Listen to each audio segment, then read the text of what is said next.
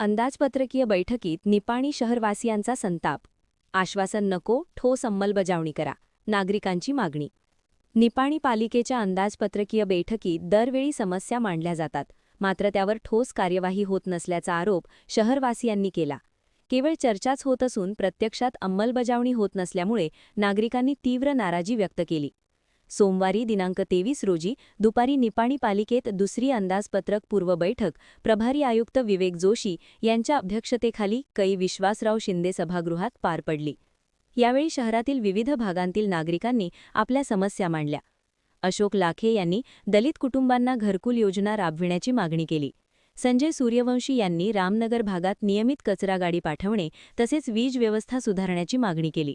सचिन पोवार यांनी ओम गणेश नगरमध्ये विकास कर भरूनही मूलभूत सुविधा मिळत नसल्याची तक्रार केली.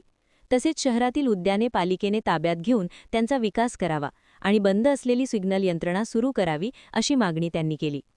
अशोक खांडेकर यांनी बालाजी नगरमध्ये आवश्यक सुविधा उपलब्ध करून देण्याची मागणी केली.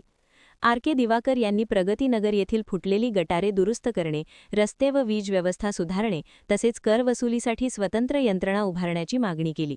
शीतल गंथडे यांनी बाजार कर सुरू करण्याची सूचना केली. फारुक पटेल यांनी जुना मोटर स्टँड परिसरातील अतिक्रमणे हटवून खाऊ कट्टा सुरू करावा अशी मागणी केली. उत्तम कामते यांनी पालिकेच्या शाळांना दर्जेदार सुविधा देण्यावर भर दिला.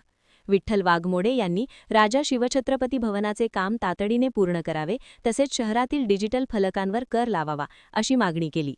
नागरिकांच्या सर्व सूचना व मागण्या ऐकून घेतल्यानंतर प्रभारी आयुक्त विवेक जोशी यांनी नागरिकांच्या सूचनांचा विचार करूनच अंदाजपत्रक तयार केले जाईल अशी ग्वाही दिली.